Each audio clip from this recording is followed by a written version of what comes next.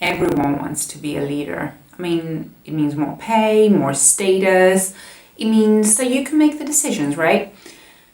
But do you have what it takes to be a true leader?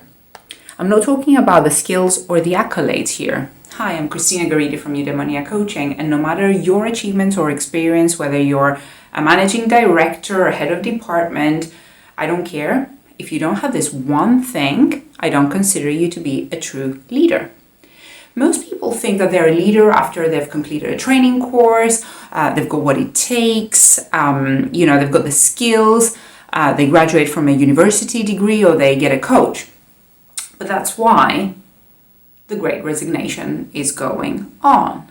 And I have found that there's not many true leaders out there who are willing to take the blame and not pass it on to their team. They're not willing to receive the consequences of their team's actions.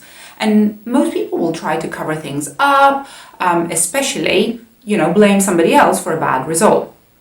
And this happens because we all naturally have the instinct of self-survival and protecting our own reputation, especially at work.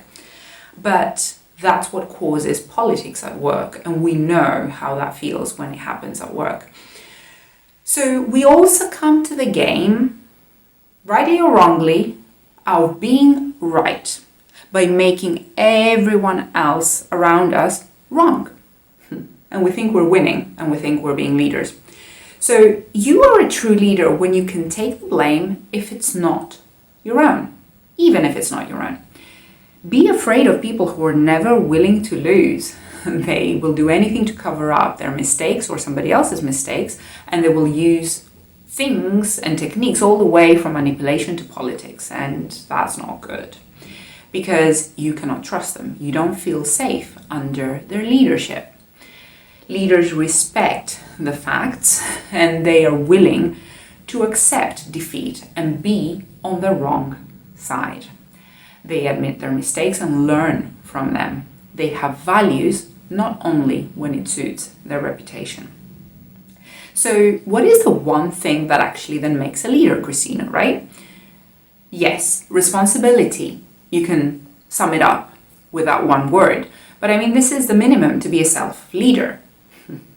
When you are a true leader for a team, perhaps an organization, it is when you are really willing to, forgive my raw language, suck it up and be wrong on behalf of your team.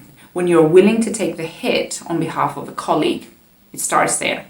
You only deserve to be a leader when you're willing to go and apologize for someone else's mistake, even if it's not your own. Only then you deserve to take the credit on your team's behalf too. We all want the credit, but we don't want the blame, right? We don't want to be on the wrong side. Doesn't work. So if you are out just for yourself, then forget it. You're not a true leader, even if you look good. Leadership is not about looking good, it's about being great. And being great means you're willing to be on the wrong side often and do the right thing anyway on behalf of everyone.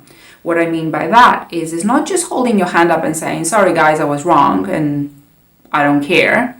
It's someone else's fault anyway, but as a leader, I'm going to take it because I'm a good leader. No, it means that you genuinely don't blame.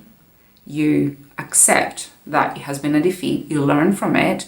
You engage everyone in the team to understand what went wrong without penalizing or making people feel bad and actually fixing the consequences. So that's what true leadership is, and we can summarize it as responsibility.